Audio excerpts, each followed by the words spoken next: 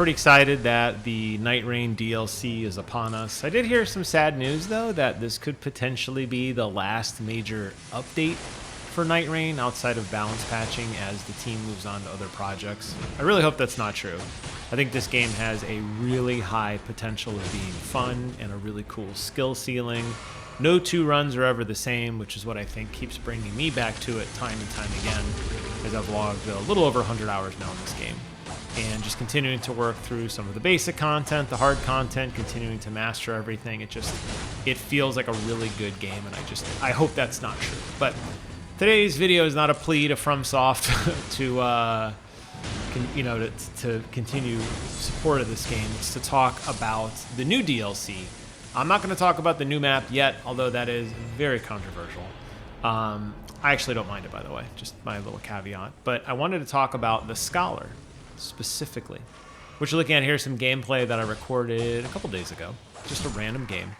Our third left almost immediately, but we did get sweet satisfaction because me and this Berserker did manage to successfully beat the Gaping Maw, which I was really happy about. So what you're looking at here is by no means world-class gameplay of the Scholar. It's gameplay of the Scholar from yours truly. But I want to talk a little bit about my thoughts on this character class and why, honestly, it might be my new favorite character. So what makes the Scholar really different, in my opinion, from everyone else is he is very, very utility-driven. And that's not to say that in other, not even with the Scholar, honestly, but really any of the characters, you can kind of shoehorn them into what you want them to be, even though they might not be the best at it. I have played Wilder, who has used magic. Maybe not the best, but has, had a staff and thrown a fireball here or there. I have used Iron Eye with a bleed katana build. And those work. What I like about the Scholar, though, is very utility-driven with items. And because of that, you can kind of, depending on how much you want to keep swinging by vendors, you can kind of force yourself into a specific play style every time. And when you use his scanning ability in combination with those items, really cool things happen. So the fact that the Scholar is kind of weak, not the best at everything, not really the best at anything other than items and arcane, right? Limits what he does. And I know that early on in the game, most people are going to basically say, hey, start playing with the Scholar, break every single crate, open every chest, pick up every item, and level up as fast as possible. And that is 100% true. That is a phenomenal strategy. Just eat and throw everything you possibly do as fast as you can. But when you enter into day 2, you need to kind of start hoarding some of those more potent items for the more tough fights. And that's where you make such a massive impact with the Scholar, because these items, which honestly, I don't know about you guys, but in most of my gameplay, man, a lot of people aren't really using items very well or very often. Instead, they're kind of just relying on their big weapon, their kind of go-to spell. Yes, every so often you'll see a mage, bump some FP here and there. And every so often I'll see somebody take something if they're poisoned, but for the most part, it seems like items are kind of an afterthought. And I almost feel like the Scholar was From's way to basically say, hey, items are important. You need to start using them. And used correctly with his scanning ability, he does become a ton of fun. And I think that utility that he has really does change the battlefield. I feel like his skill ceiling is very, very high because of the scanning mechanic. The closer you get, the faster it scans. So if you want to get right up on an enemy and scan very, very quickly to apply massive debuffs to your enemy or buffs to you and your party, well, you're going to have to get close. It's a risk reward. So kind of like in the sense that the Scholar is always learning, you, the player, have to learn the enemy's attack patterns. And by knowing those, you're going to know when the best time to run up there and scan as close as you can get. Sure, you could stand way in the back and scan, but that's not a very effective use of the Scholar's ability. And I like that. It's a way almost that you don't have to really worry about crazy dodge rolls and perfect blocks and parries, although you can. It's more of just large sweeping attacks and kind of know when to run in there and start getting your scan on. I think that's a really, really cool mechanic. And then the nice thing is with the Scholar being point blank, if you decide to buff yourself, you get a 1 second invincibility bubble. And used correctly, wow, does that absolutely, once you get that cadence down, that absolutely changes the tide of war so much to allow you to basically almost be like a glass tank, which up until now, that category hasn't really existed. But I like it. Get up close, scan, block. Get up close, scan, block, and allow your other teammates to do damage from the sides or the back. And then obviously you could sprinkle that in with, you know, the debuff of the enemy as well, which is really, really nice. His ultimate, of course, allowing him to basically have damage shared across everybody in the screen. Seems largely designed to clear ads. Obviously, in massive boss fights, you're not going to be doing this because there's nothing to clear other than the boss. Maybe like 1 or 2 ads. There's a couple bosses that have, you know, an A and a B part to them, but not really. But I like that ability a lot because it allows for you to really turn the tide of battle. And I think that's where, in my opinion, ultimates are best used. It's in that clutch moment. Oh my God, we're about to die, and bam, you blast out an ultimate and you save the day. And here, you can really clear a lot of things quickly. You can pull in a lot of smaller characters and hit one and everybody drops.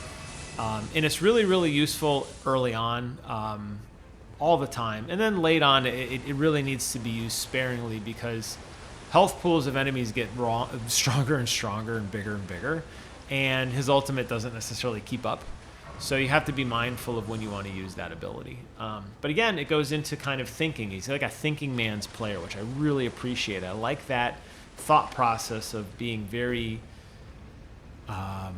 you know, meticulous and very detailed, and like, when am I calculated exactly going to use this spell? And I like that about the Scholar. Not to say that you can't make mistakes with him. Like I said, you're watching my gameplay now, and there's a ton of them. But I think largely playing with the Scholar, getting some of those, you know, really good attacks and buffs and everything make a big difference. And that's why I really like him. And that's why I think he could, you know, he could be my favorite just because he's so different than everyone else. You could always revert back to just the Arcane, which is where he really has, where he really shines in that ability with that Arcane. If you wanted to just basically, you know, turn him into kind of a straight caster, you could. He'd be very successful at that. He's got a decent enough FP pool, and honestly, using the thrusting swords are great because thrusting swords don't have a really long wind-up animation, and especially if you use 2 of them for like power moves, you're in and out very rapidly. So again, if you are going very, you know, weak, but you want to be able to attack very rapidly, kind of dash in, dash out.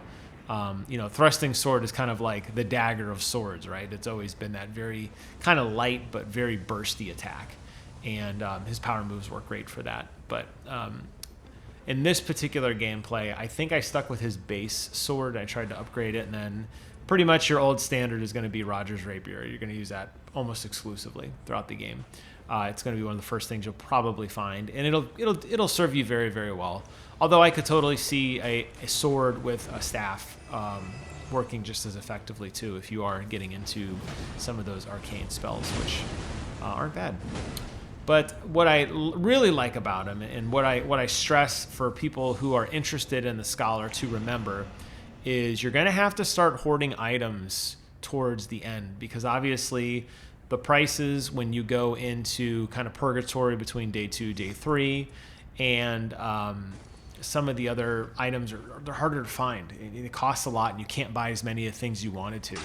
So you really have to kind of play this character kind of for the long game, and like make sure you're not kind of blowing your stack on the second day boss, and you're leaving enough in the tank for the final boss, because depending on what boss you're fighting against, and depending on what sort of weakness they have, storking up on those specific pots or trinkets that will buff your weapon with lightning damage, or throw a fire pot, or poison darts, those sort of things, they will make a massive impact, especially if you've been investing in learning items to get those as strong as possible.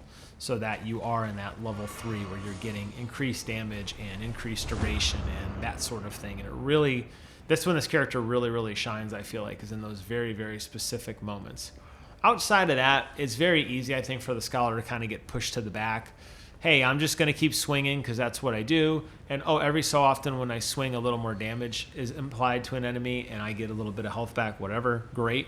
You know, the Scholar's doing that, which I obviously appreciate, but I feel like a lot of people might not understand the complexity of this character, especially with that scanning ability of getting close and running away. So a lot of fun for me. I'm going to continue to play him. Like I said, might be my favorite. Definitely top 3 for sure. I think as I get some more cycles in and I can report back with maybe some better builds or some other mechanics that I've learned, I'm sure, you know, I will learn to appreciate this character more. But I got to say, honestly, in my entire time, I only feel like I've mastered one character so far. So, you know, I still continue to improve my craft and I want to be better. And that's what I love about this game is, you know, the perfect game is just one game away, right?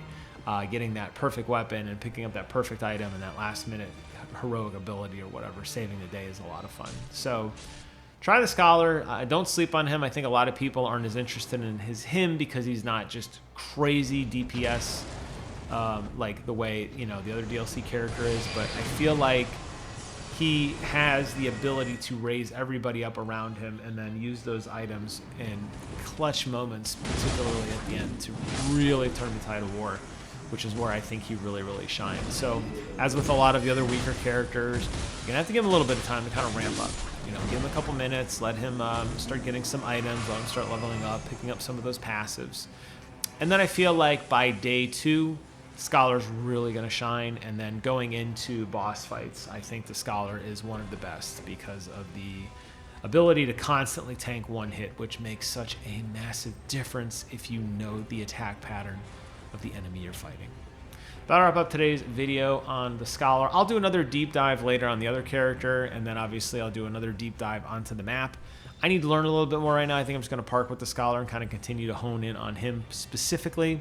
But stay tuned for those videos later on down the road. If you made it this far, thank you so much for watching. Please consider comment, rating, and subscribing. And until next time, I will see you guys on the other side. Bye-bye.